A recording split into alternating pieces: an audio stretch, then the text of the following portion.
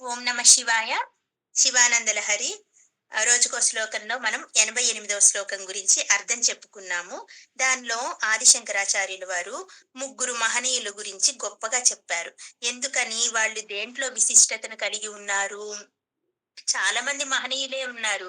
వీళ్ళని మాత్రమే ఎందుకు చెప్పారంటే, మనకు శ్రీరాముల వారు బాగా పూజ చేయటంలో ప్రసిద్ధంట. అగస్త్య మహర్షి ఏమో స్తోత్రాలు చేయడంలో ప్రసిద్ధి చెందినవారు. బ్రహ్మదేవుడేమో ధ్యానం చేయటంలో చాలా గొప్పవారు. నేను కూడా అంతటి వాడిని కాలేదు నాయనా. వీళ్ళందరూ చాలా గొప్ప మహనీయులు. నిన్ను పూజ చేయడానికి, స్తోత్రం చేయడానికి, ధ్యానం చేయడానికి అర్హతను పొంది ఉన్నారు. నాకు అలాంటి అర్హత లేదు కానీ నాకు తోచిన విధంగా చేస్తాను అని చెప్పారు. వీళ్ళు ఎలా చేసి పరమశివుణ్ణి మెప్పించారో ఒక్కసారి మనం తెలుసుకుందాం. ముందుగా శ్రీరాముడిని ఏం చెప్పారు? పూజ చేయటంలో చాలా గొప్ప అని చెప్పారు కదా. శ్రీరాములు వారంట చాలా గొప్ప శివభక్తుడు. మనం ఇది ఆల్రెడీ అందరికీ తెలిసిన విషయమే. ఇక ఆ తర్వాత ఆయన రావణాసురుడు సీతమ్మ తల్లిని ఎత్తుకొని వెళ్ళారు కదా. మరి సీతమ్మ తల్లిని తీసుకురావడానికి లంక దగ్గరికి వెళ్ళాలి కదా. రామసేతు నిర్మించుకోవాల్సి వచ్చింది. పైగా యుద్ధం చేసే ముందు ఈయనకి ఏమనిపించింది? రావణాసురుడేమో గొప్ప శివ భక్తుడు. శ్రీవాణి గారు మ్యూట్ లో పెట్టుకోరా.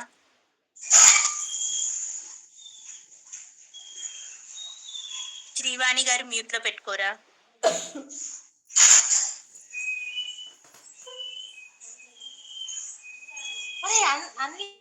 శ్రీవాణి గారు, ఇప్పుడు లంకలో ఉన్న అమ్మవారిని సీతమ్మ తల్లిని తీసుకొని రావాలి కదా. తీసుకొని రావాలంటే ఈమె అనుకున్నాడు యుద్ధం చేయాలి రావణాసుడితో. కానీ రావణాసుడు గొప్ప శివ భక్తుడు. ఇక్కడ ఈయనకి రాముల వారికి డౌట్ వచ్చింది. అయ్యో, అంత గొప్ప శివభక్తుడైనే ఆయన్ని నేను యుద్ధం చేసి ఓడించగలనా? సాక్షాత్తు శివుణ్ణి మెప్పించి ఆత్మలింగాన్ని కిందకి తీసుకొని వచ్చినంతటి గొప్ప వ్యక్తి అతను. పైగా గొప్ప శివతాండవ స్తోత్రం చేసి మెప్పించారు ఆయన. అంతటి మహానుభావుణ్ణి నేను ఎదిరించగలనా అని ఈయనకి డౌట్ వచ్చింది. డౌట్ వచ్చి వెంటనే అక్కడ ఏం చేశారు? రామేశ్వరం దగ్గర కదా రామసేతు నిర్మించింది. ఆ రామేశ్వరం దగ్గర ఆ ఇసుకతో చక్కగా లింగాన్ని తయారు చేసుకొని శివుణ్ణి పూజించాడు. స్వామి, నేను ఇలా ఆ రావణాసుడి దగ్గరికి యుద్ధం చేయడానికి వెళ్తున్నాను. ఆయన గొప్ప మహాభక్తుడు. నేను ధర్మం నిలబెట్టడానికి యుద్ధం చేయడానికి వెళ్తున్నాను. ఆయన పరస్థితిని చేపట్టారు. నేను నా భార్యని తెచ్చుకోవాలి, భర్తగా అది నా ధర్మము. కాబట్టి నన్ను కొంచెం మీ పూజతో మెప్పిస్తున్నాను. దయచేసి నాకు అనుగ్రహాన్ని ఇవ్వండి, అతన్ని గెలిచే అనుగ్రహాన్ని అని గొప్ప పూజ చేశాడంట ఫస్ట్ యుద్ధానికి వెళ్ళబోయే ముందు. ఆ తర్వాత లంకకి ఎలా చేరాలి అనే ఆలోచనలో పడి, ఇంకా మనకు తెలుసుగా వానర సేనతో కలిసి చక్కగా రామసేతు వంతెన్ను నిర్మించుకొని, కేవలం అది రాళ్లతో నిర్మించిన వంతెనండి. ఇప్పుడు ఎంతెంతో స్ట్రాంగ్ గా నిర్మించిన వంతెనలే ఉండటంలో కూలిపోతున్నాయి. అప్పుడు ఎప్పుడో నిర్మించిన రామసేతు ఇప్పటికీ ఉంది అంటే ఎంత గొప్ప విశేషమో చూడండి. అలా శివుణ్ణి మెప్పించి పూజ చేసి ఆయన రామసేతు వంతెన్ను ఏర్పాటు చేశారంట. కాబట్టి అంత గొప్ప పూజను చేశాడయ్యా. ఆ తర్వాత యుద్ధం చేసి ఎలాగూ గెలిచాడు. అదంతా మనకు తెలిసిన స్టోరీ. ఇక్కడ ఆయన రామేశ్వరం దగ్గర శివుణ్ణి పూజించిన విధానాన్ని గుర్తు చేస్తున్నారు మనకి శంకర్ల వారు. అలా నేను పూజ చేయడానికి అంతటి మహనీయుణ్ణి కాదయ్యా, నిన్ను ఆయన పూజ చేసి మెప్పించాడు, అంతటి పూజ నాకు రాదు స్వామి అన్నారు. ఇంకా ఆ తర్వాత అగస్త్యుడి గురించి చెప్తున్నారు. అగస్త్యుడు ఏం చేశాడంట? ఒకసారి ఏమైంది? అగస్త్యుడు గొప్ప మహర్షి, మనందరికీ తెలిసిందే. అగస్త్యుడు ఎక్కడెక్కడ నదులైతే సంగమిస్తూ ఉంటాయో సముద్రంలో, అక్కడ సంగమేశ్వరాలయం అని ఒక శివలింగాన్ని ఏర్పాటు చేసి గుడిలాగా ఏర్పాటు చేసేవారు అనమాట. అగస్త్య మహర్షి అంటే చాలా గొప్పవారండి. ఆయన గురించి చెప్పుకోవాలంటే ఇంకా చాలా ఉంటుంది. సరే, ఈ అగస్త్య మహర్షి చాలా తపస్సంపన్నుడు కదా. ఇతను దక్షిణ భారతదేశంలో ఉండేవారనమాట.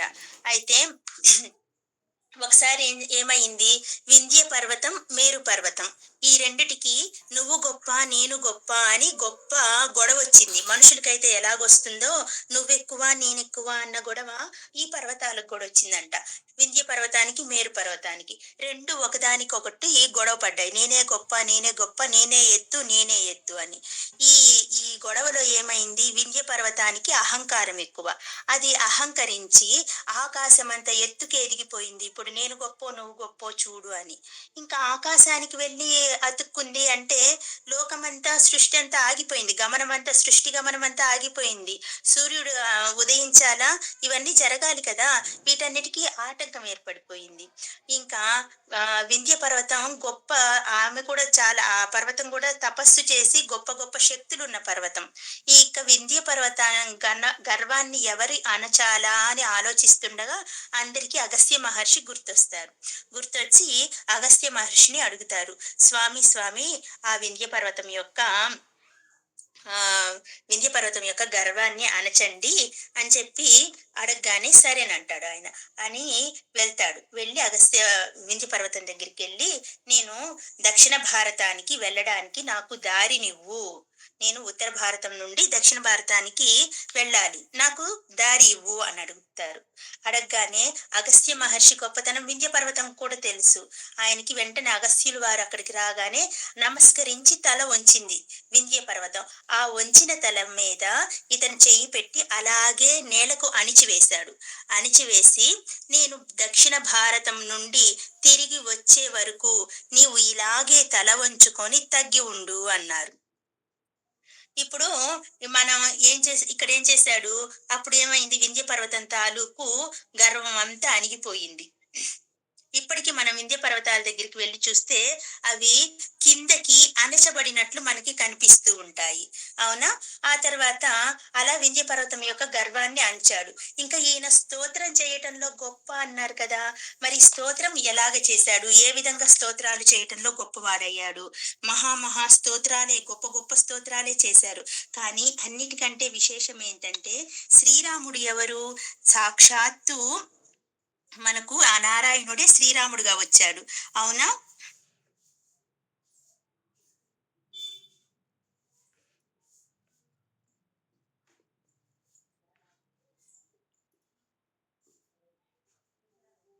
ఆ శ్రీరాముడు, ఆ నారాయణమూర్తి శ్రీరాముడుగా మనకు కిందకొచ్చాడు.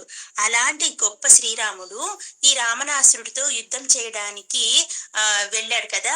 వెళ్ళి యుద్ధంలో అలిసిపోయి, ఎంతటికి యుద్ధం తెగటం లేదు, తెల్లారటం లేదు. పోటాపోటీగా జరుగుతుంది. నువ్వా నేనా, నువ్వా నేనా అని తలపడుతున్నారు ఇద్దరు. ఆ యుద్ధంలో రాములు వారికి అలసటొచ్చిందంట. రాములు వారికి అలసటొచ్చి ఒకరోజు అలసిపోయి కూర్చున్నారు. యుద్ధం మధ్యలో అంటే గ్యాప్ వస్తుంది కదా! ఆ మధ్యలో అలసిపోయి కూర్చొని ఉన్న ఈ శ్రీరాముల దగ్గరికి అగస్త్య మహర్షి వెళ్ళి తను చక్కటి ఒక స్తోత్రాన్ని చదివి వినిపించాడు. అదే ఈ రోజు మనకు రథ సప్తమి, ఈ విశేషం రావడం కూడా ఎంతో విశేషం. అదే మనకు అగస్త్యుల వారిచ్చిన ఆదిత్య హృదయం. ఏమని మొదలవుతుంది మనకి ఆదిత్య హృదయం? తతో యుద్ధ పరిశ్రాంతం సమరే చింతయా స్థితం రావణం చాగ్రతో దృష్ట్వా యుద్ధాయ సముపస్థితం అని. యుద్ధంలో అలసిపోయి కూర్చున్న శ్రీరాముడికి ఈ ఆదిత్య హృదయాన్ని మొత్తాన్ని వినిపిస్తాడు. ఆదిత్యుడు అంటే మనకి ఆరోగ్యాన్ని, శక్తిని ఇచ్చేవాడు. ఈ ఆదిత్య హృదయ స్తోత్రం విని ఆ శ్రీరాముడు చక్కగా శక్తిని పుంజుకొని వెళ్ళి రావణాసుడితో యుద్ధం చేసి తనను ఓడించాడు. అలా ఇన్స్టెంట్ గా బూస్టప్ చేసే స్తోత్రాలు, శక్తినిచ్చే స్తోత్రాలు నాకు రావయ్యా. అగస్త్య మహర్షి కంటే వచ్చినాయి. స్తోత్రం చేశాడు. వెంటనే ఈయన యుద్ధాన్ని గెలిచేశాడు. అలా నేను స్తోత్రాలు చెయ్యలేను స్వామి అని చెప్తున్నారు. ఇంకా బ్రహ్మదేవుడి గురించి చెప్తున్నాడు. ఈయన గొప్ప ధ్యానం చేయడంలో ఈయన మించిన వాళ్ళు లేరంట. ఇప్పుడు ఇతనేం చేస్తున్నాడు, బ్రహ్మగారు శివుణ్ణి ధ్యానిస్తూ ఉంటాడు. ఎప్పుడు పద్మం మీద కూర్చొని ధ్యానిస్తూ ఉంటాడు కదా! అలాంటి ఈయనకి ఒకరోజు డౌట్ వస్తుంది. అసలు నేను ఈ పద్మంలో కూర్చోవడం ఏమిటి? ఈ పద్మంలో నుండి నేను ఎలా వచ్చాను? సరే నేనొచ్చాను, నన్ను సృష్టి చేయమని ఒకళ్ళు చెప్పారు. నేను సృష్టి మొదలుపెట్టాను. అంతా బానే ఉంది. సృష్టించిన తర్వాత ఈయన మళ్ళీ ధ్యానం చేసుకుంటున్నారు. ఈయనకే డౌటొచ్చింది. అసలు ఈ పద్మం మీద నేను ఎలా కూర్చున్నాను? ఎందుకు కూర్చున్నాను? ఈ పద్మంలో నుండి నేనసలు ఎలా వచ్చాను?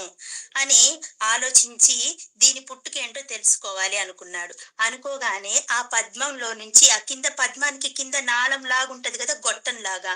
ఆ పద్మం నాళం నుండి కిందకి వెళ్లి చూశాడు. కిందకి వెళ్లి చూస్తే అక్కడెవరున్నారు? శ్రీ మహావిష్ణువు ఉన్నాడు. అంతే కదా!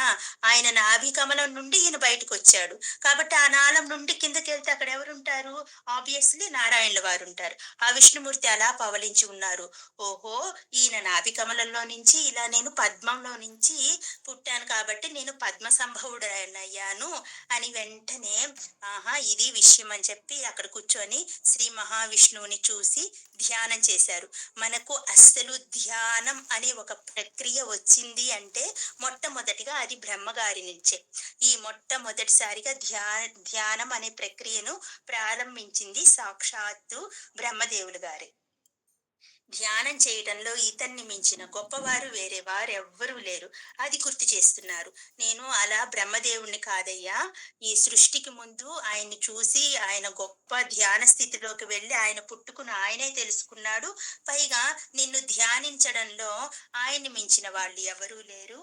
అలాంటి ధ్యాన ప్రక్రియ నాకేమీ రాదు. కాబట్టి నాకు తెలిసిన పూజలు నేను చేస్తాను. నిన్ను ఎలా మెప్పించగలను? ఇవి నాకు పూజ చేయటం రాదు. నాకు స్తోత్రం చేయడం రాదు. కనీసం ధ్యానం చేయటము రాదు. ఇవన్నీ చేస్తేనే నీవు కరుణిస్తావు. మరి నాకు నీ కరుణ ఎలా లభిస్తుంది? నీ కరుణకు నేను నోచుకోలేనా? నోచుకోగలనా? అని క్వెషన్ వేస్తున్నారు. క్వెషన్ వేస్తూ సరే పోన్లే పో. ఇవన్నీ రాకపోతే ఏంటి? నాకు తెలిసిన పూజేంటి? భావనా పూజ. భావధ్యానం చేత నిన్ను పొందే ప్రయత్నం చేస్తాను. అప్పుడు నువ్వు నన్ను కరుణించి నీ ఆశీర్వాదాన్ని ఇస్తావులే స్వామి అంటున్నారు. పోనీ మనకు కూడా ఇవన్నీ తెలీదు కదా! ఇంత గొప్ప గొప్ప పూజలు మనకు తెలీవు. మనం కేవలం ఏమనుకుందాం? ఓం నమః శివాయ అనుకుందాం. అంతే పంచాక్షరి మంత్రం చాలు మనకు కూడా ఆయన కరుణ చూపిస్తాడు. ఓం నమః శివాయ.